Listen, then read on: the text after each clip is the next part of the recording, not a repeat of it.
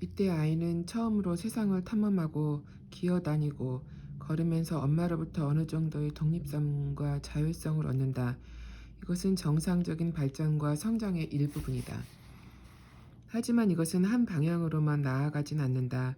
이 단계를 거치면서 엄마로부터 떨어지는 느낌이 너무 클 때 아이는 다소 불안감을 느낄 수 있다. 그러면 아이는 다정함과 친밀감을 느끼기 위해 엄마의 품으로 돌아갈 것이다. 청소년기는 혼자 있게 놔두세요의 특징이 두드러진 단계이며 아이들은 개인의 정체성을 찾기 위해 열심히 노력한다. 이런 상황은 물론 부모에게 고통을 안겨주겠지만 대부분의 전문가들은 아이가 어른으로 성장하는 데 꼭 필요한 정상적인 과정으로 여긴다. 물론 이 단계 속에도 여러 단계가 섞여 있다. 청소년들은 집에서 부모에게 혼자 있게 놔두세요 라고 소리치는 것과 동시에 나를 꼭 잡아주세요 라는 요구를 또래 집단과의 강한 동질감 속에서 만족시킬 수 있다. 성인들의 관계 속에서도 똑같은 끊임없는 변화가 일어난다. 친밀감의 정도가 변하면서 가까이 다가가는 시기와 거리를 갖는 시기가 교대로 나타난다. 이것 또한 성장과 발전이라는 정상적인 순환 과정의 일부분이다. 인간 존재로서 자신의 능력을 완전히 꽃피우려면 타인과 하나가 되려는 욕구와 자기 내면으로 눈을 돌려 독립적인 개인으로 성장하는 시기가 균형을 이룰 필요가 있다. 이것을 이해한다면 처음으로 배우자와 떨어져 있는 느낌을 받을 때도 우리는 더 이상 두려워하지 않을 것이다. 해변에서 파도가 쓸려 나가는 것을 보고서도 두려워하지 않을 것이다. 물론 때로는 감정적인 거리가 점점 벌어지는 상황이 부부관계에 심각한 문제가 있다는 신호일 수도 있다. 예를 들면 서로에 대해 말없이 분개하고 있는 경우이다. 이런 부분은 별거에 이를 수도 있다. 이런 경우엔 전문가의 상담을 받는 것이 큰 도움이 될 것이다. 하지만 명심해야 할 것은 부부 사이에 거리가 생긴다고 해서 저절로 비극이 생기는 건 아니라는 것이다. 이것은 또한 새로운 순환 단계를 맞아서 두 사람의 관계를 다시 세울 시기가 되었다는 의미일 수도 있다. 과거에 있었던 친밀감을 되찾거나 심지어 그것을 능가하는 새로운 관계를 만들 때가 된 것이다. 따라서 타인과의 상호작용 관계에서 일어나는 변화를 자연스럽게 받아들이고 인정하는 것은 인간관계에서 매우 중요하다. 이때 우리는 두 사람 관계에서 무엇인가가 빠져나간 것처럼 크게 실망하고 부부관계에 중요한 변화가 일어날 수도 있다고 느낀다. 이런 과도기는 진정한 사랑이 열매를 맺고 꽃필 수 있는 중요한 시기가 될 수 있다. 두 사람의 관계는 더 이상 격렬한 열정의 기초에 있지 않으며 상대방을 완벽한 존재로 생각하거나 상대방과 자신이 하나라고 느끼지도 않을 것이다. 하지만 그 대신 우리는 이제 진정으로 상대방을 알아가기 시작한다. 다시 말해 상대방을 있는 그대로 보면서 결점과 약점이 있는 독립된 개인이라고 생각하지만 또 한편으로 자신과 똑같은 인간 존재라고 생각한다. 바로 이때 우리는 진실한 사랑을 통해 또 다른 인간의 성장에 진정으로 도움을 줄 수 있다.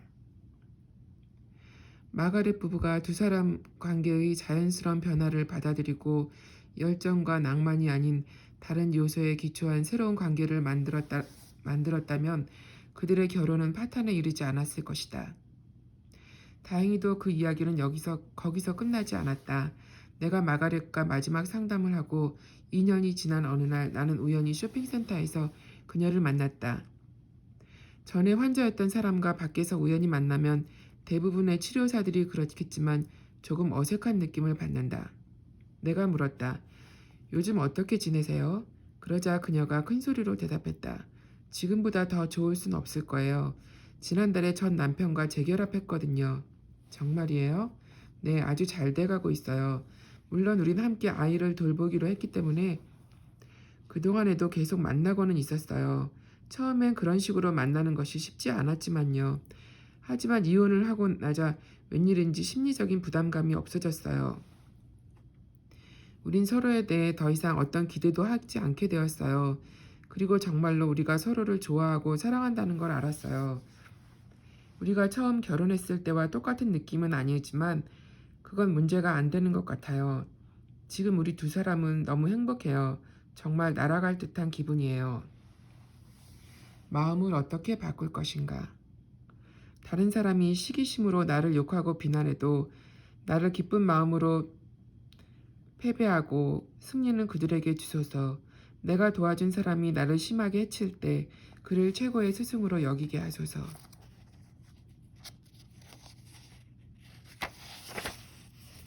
한 그리스의 철학자가 제자에게 자신을 모욕하는 사람 누구에게나 돈을 주라고 명령했다. 이 시험 기간이 끝나자 스승이 제자에게 말했다. 이제 그대는 아테네로 가서 지혜를 배워도 좋다. 제자가 아테네로 들어갈 때 한 현자를 만났다. 그 현자는 성문 앞에 앉아서 들어오고 나가는 모든 사람에게 심한 욕설을 퍼부었다. 그가 모욕적인 말을 하자 제자는 웃음을 터뜨렸다. 현자가 물었다. 내가 당신을 모욕했는데 왜 웃는가? 제자가 대답했다. 왜냐면 난 지난 3년 동안 모욕을 당할 때마다 돈을 냈는데 지금 당신은 공짜로 그 일을 해줬으니까요. 그러자 현자가 말했다. 안으로 들어가시오. 온 세상이 당신의 것이오. 4세기경 희생과 기도로 남은 인생을 보내기 위해 이집트의 사막으로 간 괴짜 신부가 고통과 시련의 가치를 설명하기 위해 앞의 이야기를 가르쳤다고 한다. 하지만 단지 제자가 겪은 시련만이 지혜의 도시를 그에게 열어준 것은 아니었다. 그가 어려운 상황에 잘 대응할 수 있었던 중요한 이유는 사물을 보는 시각을 바꾸고 다른 입장에서 상황을 바라보는 능력을 갖고 있었기 때문이다. 시각을 바꾸는 능력은 삶의 문제에 대처하는데 가장 강력하고 효과적인 수단이 될 수 있다.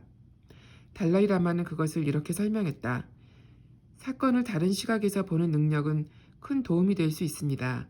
수행을 하는 사람들은 어떤 경험과 비극적인 일도 마음의 평화에 이르기 위한 수단으로 이용할 수 있습니다. 사람들은 모든 일과 사건이 한 가지 면이 아닌 여러 가지 면을 갖고 있음을 깨달아야 합니다. 모든 것은 상대적인 성격을 갖고 있습니다. 내 경우를 예로 든다면 난 나라를 잃었습니다. 이런 시각으로 본다면 매우 비극적인 일이라고 할 수 있지요. 그것만이 아닙니다. 지금 티벳에선 엄청난 파괴 행위가 저질러지고 있습니다. 그것은 매우 부정적인 일입니다. 하지만 내가 똑같은 상황을 다른 시각에서 본다면 난 망명객으로서 또 하나의 시각을 가질 수 있습니다. 망명객에게는 형식과 의식, 의례적인 행동이 필요 없습니다.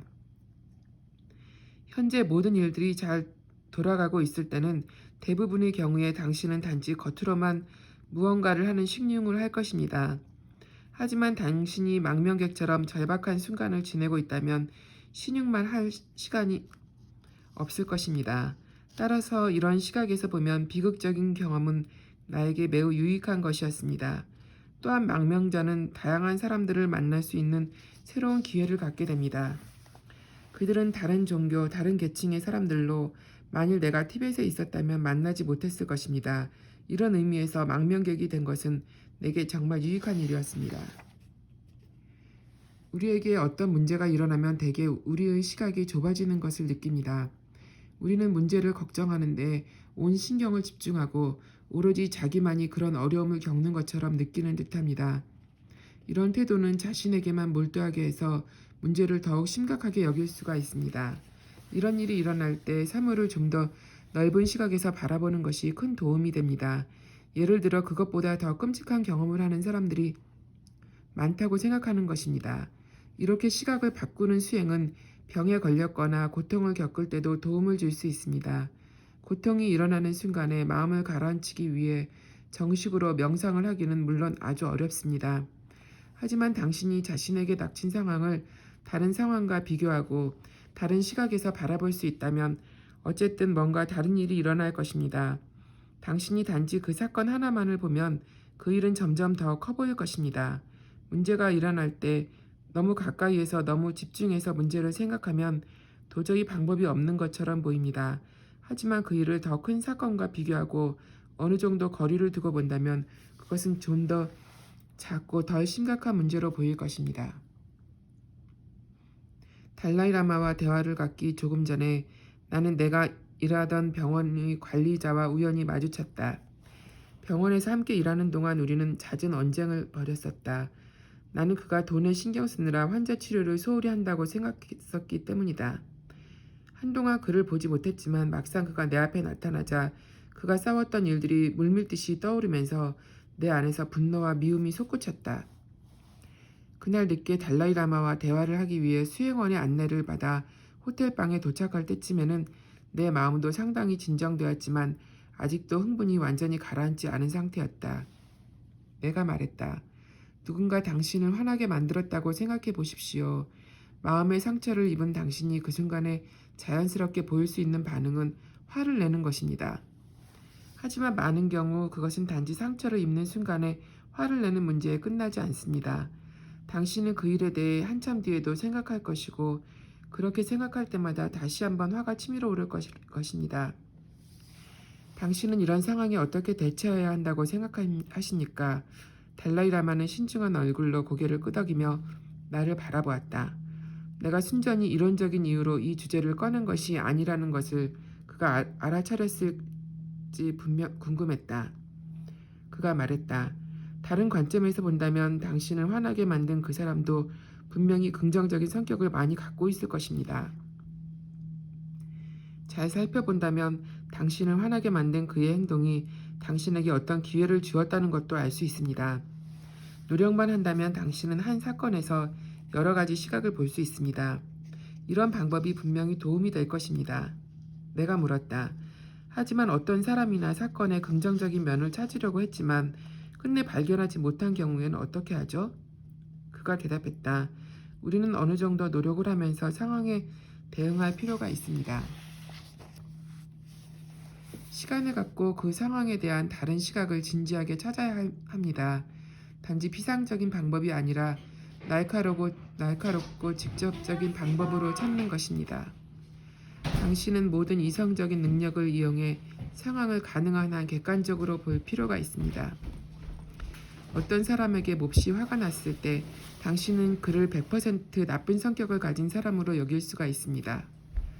이것은 당신이 어떤 사람에게 강한 매력을 느낄 때 그 사람을 100% 좋은 성격을 가진 사람으로 생각하는 것과 비슷합니다. 하지만 이런 주관적인 생각은 실제와 일치하지 않는 경우가 많습니다.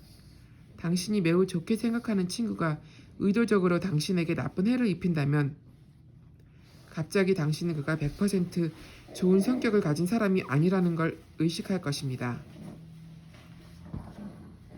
마찬가지로 당신이 한때 미워했던 사람이 진심으로 당신에게 용서를 빌고 계속해서 친절하게 행동한다면 당신은 그를 100% 나쁜 사람으론 생각하지 않을 것입니다. 당신이 누군가에게 화가 나서 그 사람에게 긍정적인 성격이 전혀 없다고 느낄지라도 사실 완벽하게 나쁜 사람은 없습니다. 열심히 찾아보면 그는 분명히 몇 가지 좋은 성격을 갖고 있을 것입니다. 따라서 어떤 사람을 완전히 부정적으로 보는 것은 당신의 심리적인 태도가 반영되었기 때문이지 그것이 그 사람의 진정한 성격은 아닐 것입니다. 이처럼 당신이 처음에 완전히 부정적이라고 생각한 상황에도 어느 정도 긍정적인 면이 있을 수 있습니다. 하지만 나쁜 상황에서 긍정적인 면을 발견할지라도 그것만으로 충분하지 않은 경우가 종종 있습니다. 당신은 그 생각을 더욱 키울 필요가 있습니다. 따라서 당신은 긍정적인 면을 자주 떠올려야 할 것입니다. 점차로 당신의 감정이 변할 때까지 말입니다.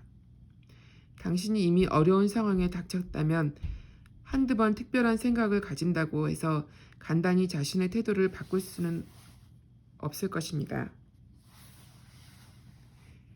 오히려 당신은 새로운 관점을 배우고 연습하고 그것에 익숙해지는 과정을 통해 그 어려운 상황에 더욱 더 잘 대처할 수가 있습니다. 달라이라마는 잠시 생각에 잠겨 있다가 늘 그렇듯이 실용적인 관점에서 말했다.